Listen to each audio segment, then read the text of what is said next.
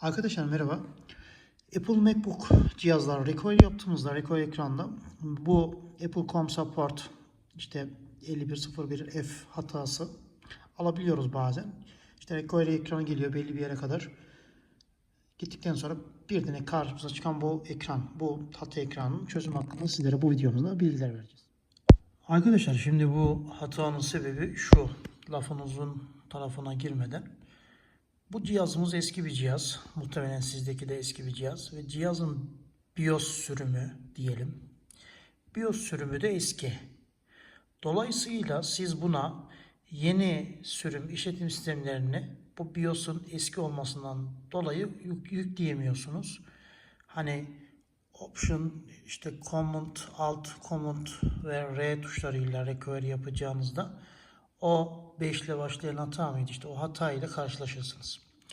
Peki bunu nasıl çözeceksiniz arkadaşlar? Şimdi recovery, yani macOS recovery'lerde 3 tane çeşit var. 3 tuş kombinasyonu var. Bir tanesi en güncel sürümü yükler. İşte 2 tuşa basınca 3 tuşa en güncelini yükler. Yine 2 tuşa basınca yüklü olan son halini yükler. Bir de bu bilgisayarın üzerinde gelen ilk yazılım işletim sistemi macOS'un sürümü neyse onu yüklemeye yarayan bir tuş kombinasyonu var ki ben bu videonun açıklamasında bu her 3 olayı da sizlere videom var, anlatıyorum. Oradan da bakabilirsiniz. Şimdi siz ne yapacaksınız? Dediğim gibi eski BIOS'unuz var. Güncel sistemi işte Alt Command R veya Command R'ye bastığınızda o hatayı alabiliyorsunuz. Bunun için siz bu bilgisayara çok eski bir sistemi bir kere yüklemeniz gerekiyor. İlk bu bilgisayardaki sürüm neyse benim şu anda yaptığım gibi işte macOS Sierra'ymış bu. Onu yükleyeceksiniz. Onun için de şu Shift tuşu, Alt tuşu, Command tuşu ve R tuşu. Bu dördüne Shift, Alt, Command ve R tuşuna bilgisayarımız kapalıyken basıp açıyoruz bilgisayarımızı.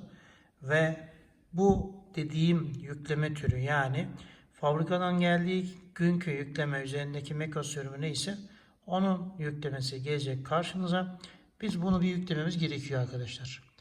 Yani sıfırdan macOS'u güncelleyeceğiz ama nasıl güncelleyeceğiz? Bunun kurulumu bittikten sonra kendi içerisinden güncelleme yapmamız gerekiyor. Bir kere bu Mac'i bunun desteklediği en eski sürüme bir yükleyelim arkadaşlar. Eski ama yüklememiz gerekiyor. Daha sonra videonun kalan kısmında anlatacağım. Update yaparaktan BIOS'unu güncelleyip ve o zaman artık biz bir güncel macOS'a geçiş yapabileceğiz arkadaşlar. Dediğim gibi uzun lafın kısası özetle eski BIOS kullanıyoruz.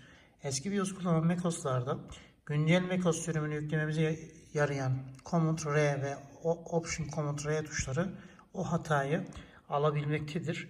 Hata alıyorsanız muhtemelen %100 sebebi o olabilir. İşte bu örnekte görüldüğü gibi. Bitsin, bir de update yapalım. Arkadaşlar güncelleme kontrol sonrasındaki bütün güncellemeleri yükledikten sonra yine bu sayfamıza gelip şu macOS'un son sürümünü yazıp arattığında indirip bunun da kurulumuna başlayabilirsiniz şu şekilde.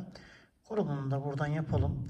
macOS'un son sürümü arkadaşlar. Şu diske kurulacak ve artık şifremizi de girdikten sonra şu görmüş olduğunuz kurulumumuzu da yaptıktan sonra cihazımıza bakın son sürümünü bu şekilde yüklemiş olacağız.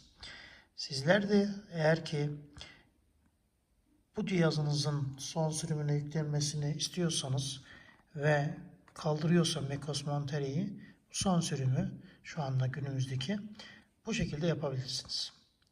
Yok çok eski bir cihazla uğraşıyorsunuz arkadaşlar.